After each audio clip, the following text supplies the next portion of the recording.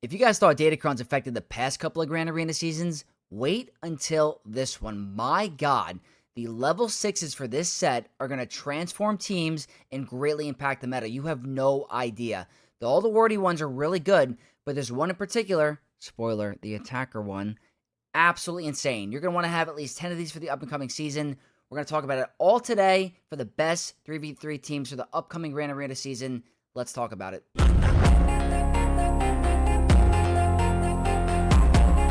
What's going on, Knights of X, and welcome to a brand new Grand Arena season. Today, we are talking about the best 3v3 squads for the up-and-coming season.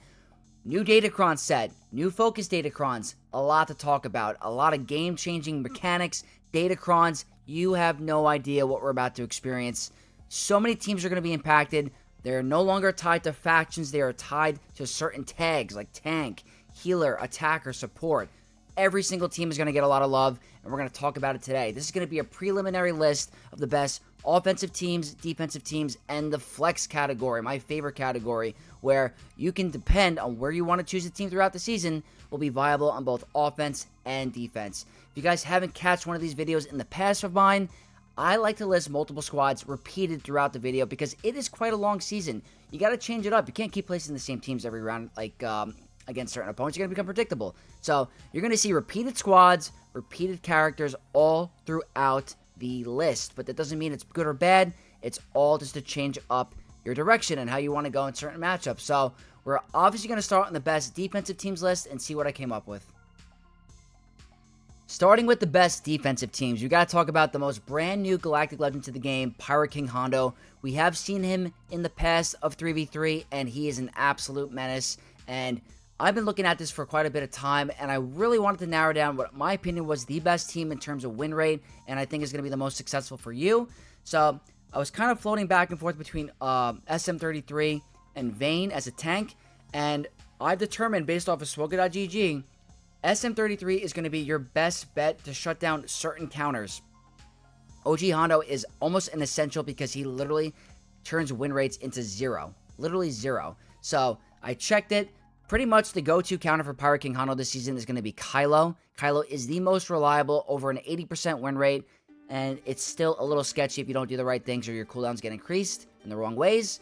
But still, this squad that I'm recommending is Pirate King Hondo, OG Hondo, and SM33. SM33 specifically because it turns the Vegito counter, which is Seer, Starkiller, and Malicos, into a 0% win rate. I'm talking out of all 50 battles that were attempted, not a single winner. And for me, in that regard, is a win for you. Because if you're forcing your opponent to use Kylo or something like Alea, that's going to mess them up for other counters. So I think that putting in OG Hondo with SM33, the specific OG Hondo level 9, will help you neuter some of the counters that you wouldn't want your Pirate King Hondo to get countered by. So more than likely, your opponent's going to use Kylo, but that's going to be a win for you because that's going to be the only reliable counter for Pirate King Hondo this season. Vegito will struggle with the OG lineup and with the OG Hondo lineup, and that's going to be what I am running throughout the season. Maybe I change it up and throw Vayne every now and then, but that will be my initial Pirate King Hondo lineup. Next up, we got to talk about Jabba, and Jabba is now safe on defense again because of bye-bye Wampacron. You're no longer here to take out all the fun. You're actually making pretty good teams back on defense. You're making them look bad, but they're here on defense. So starting with Jabba, many different options you can run for Jabba. The attacker Cron, like I was saying earlier in the video, going to be insane for Leia. She's constantly attacking out of turn. That's going to ramp up her defense pen. Her offense is going to be ramping through the roof. There's a ton of debuffs being laid out on the field. So, attacker Cron with Jabba will throw off opponents. Get ready for it. If you don't have the attacker Cron, you could always substitute for a support Cron, which works really well with Jabba. He's going to remove all those buffs, give your team tenacity up. Not bad to have. Also, there is the Chrysanthemum tank Cron. That is also very good to have. You can have the damage reduction level 6 or the wordy tank one, which is going to provide a revive, which is already into his kit, as well as a heal and a crit avoid stacking, which is pretty nice to have. The big thing here is you kind of want to shut down Night Sister. So whatever way you can figure out how to do that, that's the way to go. I think the attacker Cron is by far the best. You're going to see Leia's AoE absolutely one-shot teams. Just get ready for it. It's nuts. Finally, Lord Failure is no longer Failure. I think this is going to be where he shines again because of, you know it, the attacker level 6, and specifically as well, the max health damage level 3. I was able to absolutely one-shot in the opening play a Pyro King Hondo team the sides from a single AoE from Lord Vader. I think that if you have the right Datacron lined up with this team, you're going to shut down Maz Kanata. So I don't think Maz Kanata is going to be as viable as we think against Lord Vader this season. We're going to have to test and see, but I have seen reports of his Datacron going absolutely nutty. And if you could shut down Maz Kanata with the right Datacron, that's a win for you. So I think Lord Vader is back on defense. We also don't have the Rolocron anymore, so Bo-Katan will not be as easy as it was previously. She always struggled with Lord Vader in 3v3, had a really good chance in 5v5 without the Rolocron, but 3v3 is going to be different. We're going to have to see if Bo can still perform with the attacker Datacron, but still, I think Lord Vader is back on defense to be a strong defensive staple this season. Now, always like to talk about the pairs, and these are going to be a double pair for me. You got to change it up. You got to change it up throughout the season. This was like I was saying. Ahsoka Tano with Ezra is the true home for Ezra. Without Ezra, Ahsoka Tano is not much of a GL at all. She's more of a timeout team. Try to get your opponent to stall. Try to get them to drop that way. She's not going to be annoying in terms of like, oh, she's doing a lot of damage. She's just more of an annoying pest of a tank. But I think the best lineup for her is going to be Hoi Yang because of the special ultimate charge that Hoi Yang gives. If Hoi Yang gets a turn, she's going to be gaining a ton of ultimate charge. If you guys don't want to run Hoi Yang, a nice second option is General Syndulla for the Fracture. But specifically for this season, if you want to stop Great Mothers, Terminator is your friend. So check the speeds of the Great Mothers of your opponent. If they outspeed your Ezra, throw on a 25% Terminator Cron. The counter is kaput. But regardless, if you do outspeed the Night Sisters, I think Tank Cron will be very nice here, or the Support Cron for Ezra. All really good options. Now, over here, I want to talk about Ahsoka with Watt and Hoi Yang. And I know there's going to be a lot of comments, and I've done it in the past. That's going to be Jedi Knight Revan proof, or Jedi Knight Revan with Cal is going to beat that. Here's the thing, guys. There's a little bit of a secret I want to tell you.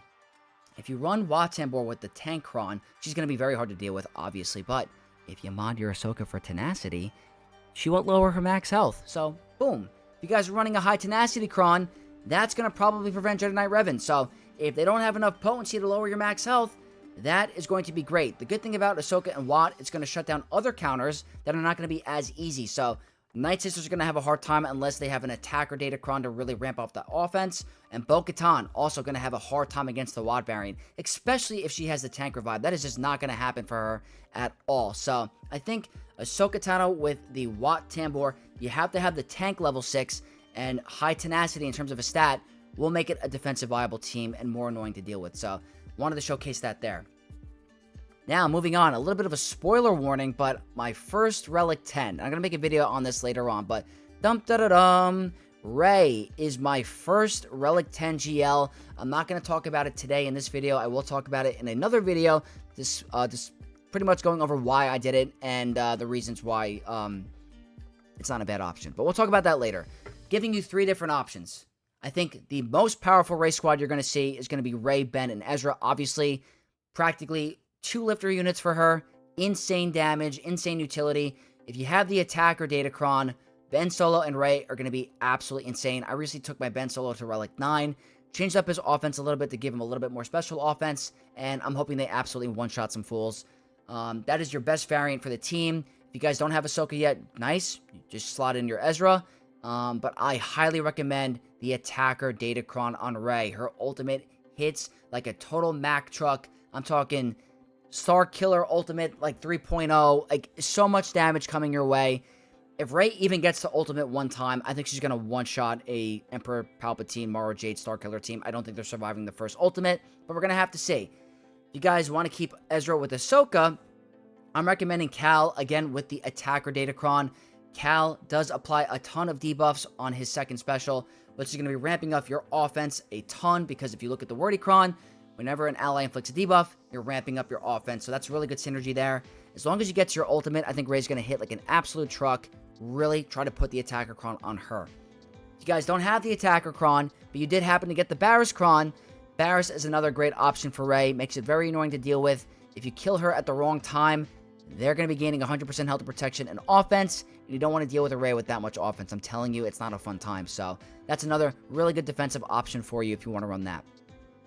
Going to go a little bit faster now. We're going to talk about Saw Gerrera, and Saw is back on defense. no more Wampacron. I think Saw Gerrera is a staple in Kyber 1. Such a phenomenal team, really annoying to deal with. If you guys don't have Balin available, or if your Balin, sometimes can fail this, you're going to be in a little bit of a sticky situation because you got to balance out if you want to use a GL or not. But Saul, Luth, and Kyle Katarn, I'm going to be running a support cron to begin with because I don't have enough attacker crons, but an attacker cron here is also very helpful because of Kyle Katarn. But you can't go wrong with it. I think in 5v5 you're going to see Biggs on this team or Baze Malbus, so more of those level 9s are going to be more 5v5 focused, but still, great option for 5v5 or 3v3 defense in Kyber 1. Now, I want to talk about this one. This one's going to be really cool. I think that this is the best option for Poe Dameron and the HK47 cron this season because I feel like you could end up in a turn meter loop with this team. And I'm going to explain why. Unless a team is immune to fear, when Poe Dameron is on the team and you have Zori Omicron applied, they all start with fear. Zori's going to be going with all her exposed train. They're going to be exposed. They get the train going. Tons of exposures from Finn in his second special. The fear can be reapplied once Poe loses taunt. This has the potential to be a crazy Terminator loop, and I don't think Afra's going to have an easy time. The only thing that sucks about this is that you don't have Resistance Hero Finn, who's a really good option for the team, but I think the starting fear and the unresistible exposed from Zori can really create a crazy Terminator train. So I'm really looking forward to this. I got to get the Poe Dameron Datacron up to level 12 to try it out. I don't know if I'm going to have it for the first week, but maybe the second. I'm looking forward to it. Next up is Tuskens, and their viability is definitely going down. There's a lot more counters to them, but still a nice filler option for you. If you don't have the right counters available, or if you're forcing out your opponent to use an expensive counter here, it's a great option to have. I have still dropped on Tuskens even this year, so they're not bad. I'm in the top 50 at Kyber 1, and I still have trouble with this team at times, but I still think they're a good filler team for you to have. Sometimes going with a stronger offense is nice, and this is a good filler defense team to have. Next up, Trench. You got two options. I'm running Django with Count Dooku because I want to put my Wat Tambor with my Ahsoka. You can either run the Trench Focus Datacron or the Count Dooku Attacker Cron. There's two attackers here. Very good option. I think they're going to hit really hard, so not much to talk about there. I think Trench is a good defensive viable team and causes your opponent to think about it, like what they want to use a little bit. So I do like it for this season. Next up, we have Master Mace Windu, and I think that Relic Delta might be helping him because I think a lot of the community has him at Relic 9 because of the raid. We're going to have to see. I still think he gets walked over by Treya just very easily. Also Malgus. But still, I don't have a good use for him on offense yet. I think his best use on offense is maybe to take out a resistance team, which could come in handy. But we got to see how that goes with the fear. But Mace, going to stay on defense for me this season in the beginning half. We'll see. Which leads to another pair combo. I like having two split teams here. You're making two very powerful ones. I got my Kelleran Beck, Jocasta, and Temple Guard. If you skimp out on this team, you're going to have a hard time. She gets into her rifle form. She's currently bugged out of her mind. They better fix that for Grand Arena, especially in 3v3. Throwing unlimited rifles to your face. We don't want to see that this season, but still, that should be fixed regardless. Very strong team to have. Now we got to talk about clones, and I'm worried about this one a little bit because I'm worried Reva might be able to beat it still, but we don't know for sure. I think the Rex Focus Datacron giving that defense is very nice. The protection disruption, the cleansing and stuff like that is nice. I want to see if the defense is going to help with that death mark damage, and we'll see if Reva can still take it out. It looks good on paper, but if it's taken out by Reva, I'm a little worried about it because that's a very expensive Focus Datacron. I will definitely be trying it out a couple matches this season, and I will report back to you. I'm hoping it has really good use. Next up, so I'm trying to make use for Boba in 3v3 with his Focus Datacron, and I think the best option for him is going to be Zam and Dengar because they both have Thermal Detonator synergy, and his Focus Datacron has really good stuff against Thermal Detonators because you're going to be lowering stats. He gives a bunch of defense, I believe, so maybe Boba Focus Datacron makes a use for him in 3v3. I remember the last time I run this team, it was Dengar's level 9 where he kept gaining bonus turns, and it surprisingly got a ton of hold. So hopefully Boba gets some use here. You got the Omicron from Zam. I will definitely be placing it on defense this season once I get the Boba Fett Focus Datacron to level 9. Now, what I want to talk about here, you guys are going to think I'm crazy, but for the most part, my Kylo is going to be used on offense this season, and he doesn't need Darkside Ray for a particular counter that I'm going to be running and you're going to see later. So I like using Crew Lead, Darkside Ray with her triple Omicron and the First Order TIE Pilot Cron with the 100% more damage level 6. Most opponents use Malgus against this, and I totally understand why they would because It works, but if your opponent tries to use Balin, which they've had in the past, and I've tried it, Balin gets smoked. So if you could somehow bait your opponent to use Malgus on this team or a GL, that's a win for you, I think. Kylo's going to be primarily used on offense to take out Pirate King Hondo. Darkseid Ray isn't needed, so why not make a very powerful defensive team with First Order TIE Pilot and Darkseid Ray with crew lead? I think it's a really good option to have. 100% more damage, level 6, I think is the way to go. Now, I think a nice filler team as well is going to be Captain Enoch. Obviously, the viability of the team is going down because we just lost the Night Trooper level 9. Doesn't mean it's a bad team. I have seen opponents try to use CLS and lose in 3v3. Myself, I have a video somewhere on the back log of me getting tilted losing to... I lost a Grand Arena because I lost CLS against an Enoch team. I refuse to let that happen again. But Enoch, a nice filler team to have on defense. Not over the top, overpowered, but still nice to have.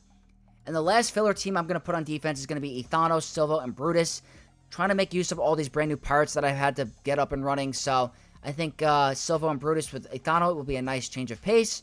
Hopefully it doesn't get Wampa soloed. I'll let you guys know. But it's just a filler team for me on defense this season. And that's practically going to wrap up the defensive list. I know it took a little bit of time. I like to explain the team comps and my mentality with configuring it. But now we're going to move on to offense. Offensive list time, and we got to start with Leia. I think Leia is always going to be a offensive GL just because of how powerful she is getting you. She's literally a get me out of jail free card. She is one of the best GLs in the game, arguably number 1 in my opinion. She could take out Ahsoka. She could take out Rey. You're going to need her to take out overpowered Rey teams. She can take out Pirate King Hondo. I mean, she is so good on offense. Wherever you use her, make sure you're choosing the right team comp to use her against because she's that powerful. There are many different options for her. I think the Datacron is going to be great. You also have the Focus Datacron with R2, which is another great option as well. The question is that Focus Datacron is a lot of fun. You got to really pick and choose where you want to use it. It's going to be very good for R2, obviously, in 3v3, but is it overkill? Do you need it for R2? That is the question. We're going to have to see, but many different options. Obviously, the Datacron is great for Drogon. That's the cool thing about this set. There are so many different options that you could choose from and test. But that's a really good fun team to use on offense, and I highly recommend it. Now, this is what I was talking about. I know what you guys thinking I'm crazy. This is all you need to take out Hondo. If you look at the win rates at Swoga.gg, this has a higher win rate than Darkseid Ray. All you need is Hux and Special Forces TIE Pilot Cron. Hux is going to stop the Terminator gain from Pirate King Hondo when he does his second special. And the Special Forces TIE Pilot level 9 is the most broken Cron in that previous set. Makes him a banner recovery machine and a nice cheesable little third unit. I'm keeping him at Relic 5 because I don't need him to survive. You kind of want him to be squishy. So you're going to see him get hit pretty hard. It's all about Kylo. You need to facilitate Kylo for him to take out Pirate King Hondo. This is going to be the go-to squad for it, and I highly recommend it. Don't waste your Darkseid Ray. Now we got to talk about the next pair. Who is the GL here? That is the question. Is Sith Eternal the GL or Bane? That's the big question of the day. But anyway, all joking aside, very powerful squad.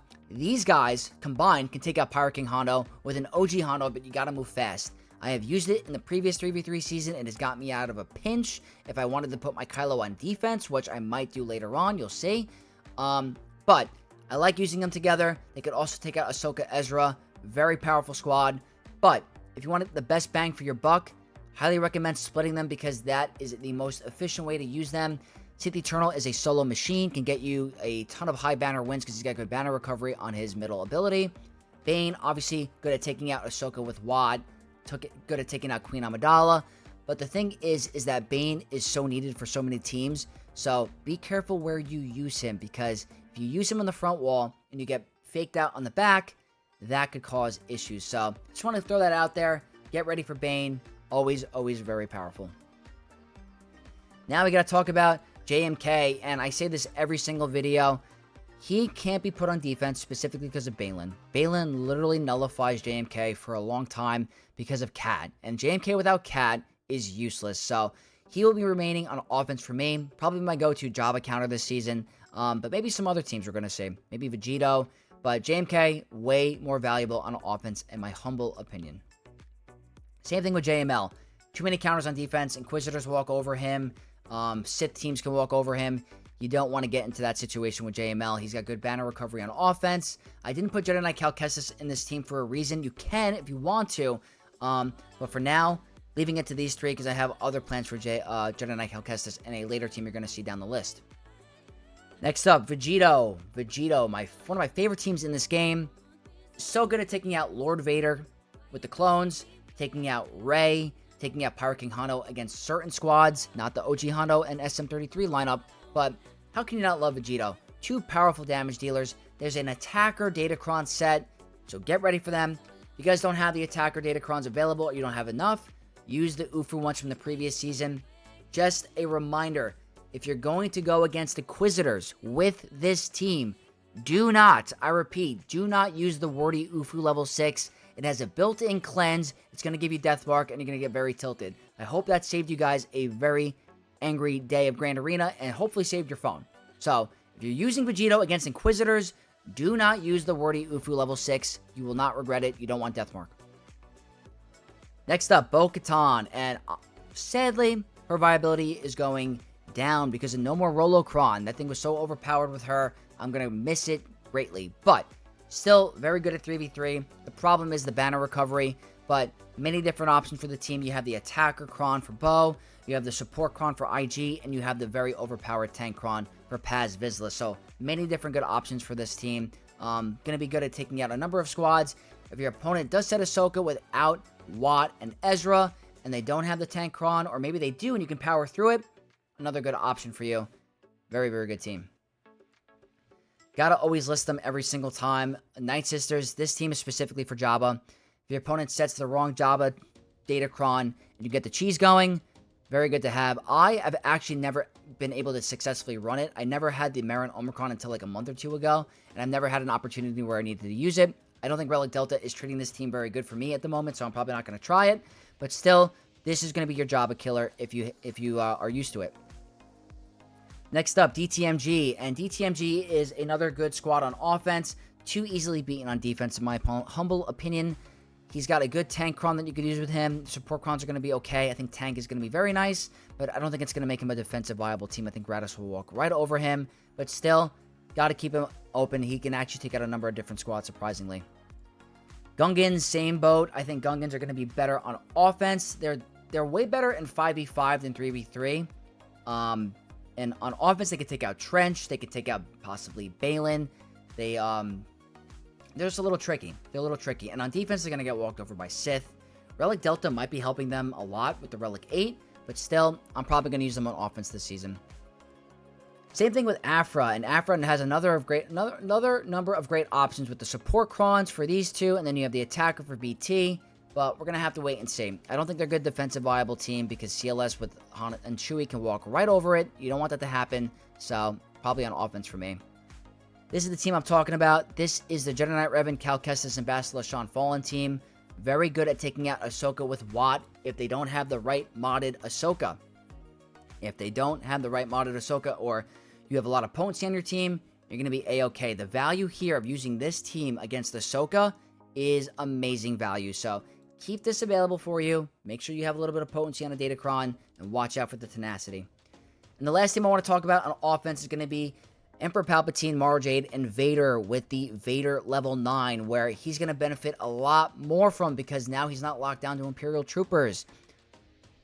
I was thinking about it on defense, but I still think it's going to get walked over by like Raditz and stuff like that. But on offense, you might be able to do some crazy cheesy stuff. A ton of debuffs on the field. He's going to be ramping up a lot of offense. There's a ton of debuffs being landed by Palpatine and Mara Jade. I think it's a really fun option, and I hope I can get some use out of it. I don't think I'm going to have the Vader Datacron available on week 1, but I hope I get to try it later on in the season. That's going to wrap up the offensive list. We're almost done with the video. Got to talk about the flex. Almost at the finish line, the flex list. And the first thing I want to talk about is Kylo with Darkseid Rey and Special Forces TIE Pilot. This is going to be your Super Force Order team that you can use. You're going to see me throughout the season change it up on my opponents. I will be setting this on defense every now and then. JMK is not a guarantee. I can tell you that. I got a ton of holds with it last season. If I want to combine Sith Eternal with Bane for Hondo, that means I can leave my Kylo on defense. So this is another very good option. It's put in the flex category for me. If I were to use it on defense, it would be with Darkseid Rey. But on offense, probably with Kylo. Pretty good option. Whoops. Next up, I want to talk about in the flex is going to be Maz Kanata with Quiggold and Kix.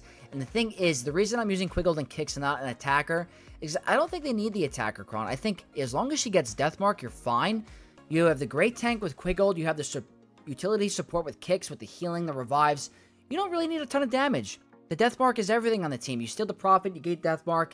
You get to a second Deathmark, they go to 1% health. Who cares about damage if you get the Deathmark? So that's going to be a great option for you on offense and defense. Expect Maz Kanata. She's not as good as 5v5. She's not as good in 3v3 than 5v5, but still a team you can't take lightly.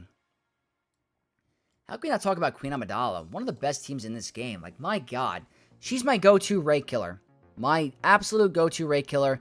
The question is can Queen Amidala still beat Ray with this attacker Cron? That I don't know about. That's why she's in the flex category. Regardless, wherever you use her, she's going to be great. If you have the attacker Cron, yippee. I mean, he's going to hit insanely hard. There's a lot of debuffs on this team. A ton.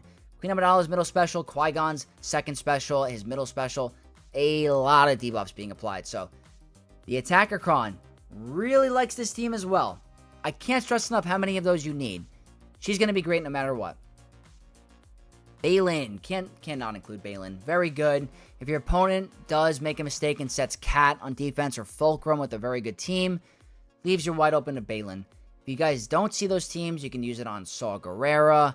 You can sometimes use it on Night Sisters. I haven't had luck against it with Great Mothers, but the win rates are very high. Balin's always very good. It's a team that can't be taken lightly on defense, but also has great use on offense. And let's talk about the absolute GOAT team of this channel, the Great Mothers. They're the reason why I've hit top 50 in Kyber 1. I love them. I absolutely love them. It's a shame that the 25% Terminator Cron has kind of benched them against Ahsoka because they are really good against that GL. It's just the Terminator gains are kind of annoying. But I want to give a big shout out to Richie Rich on my Discord server who said the support level 6, what gives Terminator, might make it possible. I don't know for sure. I got to do some more testing. So we're definitely going to test that on stream or on a video. I got to see if that's going to help. But the standard lineup is Great Mothers, Morgan, and Spirit. Can't go wrong with it. Don't recommend running a tank level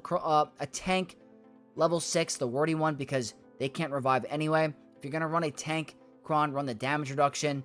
I think the attacker Cron's gonna benefit a lot here. There's a ton of debuffs again, and Spirit already hits like a truck. So, guys, the attacker Cron, it's everything. This is gonna be a filler team, to be honest with you. Bad Batch, not as good in 3v3, unfortunately. Viability is going down because of the Rolocron going away. I know I've seen some crazy videos of her beating Pirate King Hano on offense with that Rolocron. I don't think it's going to happen without it. So this is more of a filler team. I don't see much use for them anywhere else. Possibly able to cheese out some pretty good wins on offense against some lower end teams, but nothing crazy. Next up, General Skywalker, and I'm including ARC Trooper and Echo because I included Rex and 5s on the other list for defense, and this is a good team for potential cleanups, good for taking out Tuskens, can take out a Saw Gerrera team if you're looking for a low banner win, so it is an option if you're stuck. I gotta include Gas, he's an epic confrontation character, so not the best banners, but can get you out of a pinch if you're in some trouble. Now, I am really, really hoping that Nihilus can do some work this season with his Focus Datacron. If you guys don't know me, you guys have been following me for a while. I love KOTOR. I love the Old Republic team. I have a 3D printed Nihilus. I always showcase this every now and 3D printed Nihilus, one of my favorite characters in Star Wars. Lord of Hunger. Can his Focus Datacron put in some work this season with all the offense he's been gaining? I haven't heard great reports, honestly. But I'm going to give it the benefit of the doubt because the reports were not in Grand Arena. They were in Squad Arena. So maybe Savage and Treo Omicron will help with that. The problem is on defense, Maz Kanata is probably going to walk right over this team because they're Sith. But if you can somehow bait their Maz Kanata or Maz Kanata's on defense and Nihilus gets some crazy ramping offense, maybe he'll be a little bit surprising this season. We'll see. I'm really, really hoping for it. I was really excited for that Focus Datacron. Now, this is going to be a pair. And now I'm talking about the standard Malgus lineup, which I think is the best. It's going to be Malgus, Revan, and Malak. Very good. But if you're planning on using your Darth Revan with Omicron Zalbar, then throw in Basilishan Fallen, a very good option for this team. I love Malgus. Be careful with him on defense because of Maz Kanata, like I said. Sith have lost a degree of viability because of that singular team.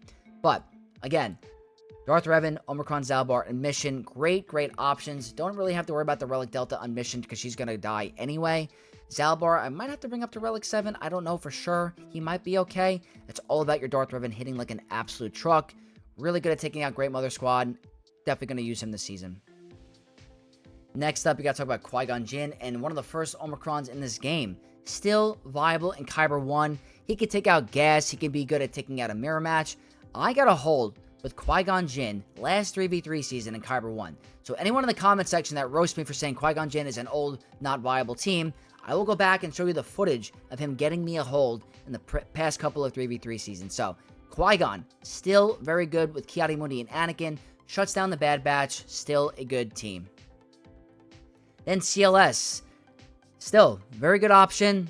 Bunch of different Datacron options as well for the support Cron. You got 2 supports. You got your CLS, who's your attacker. Obviously not as strong as he used to be.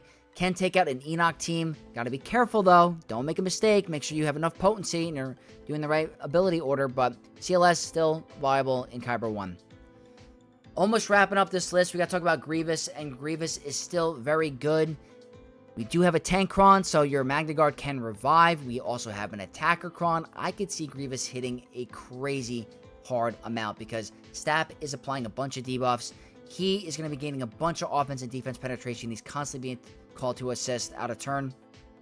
So, we'll see. Grievous hasn't been viable for a long time in Kyber 1, but we'll see what this Datacron said. It really is interesting.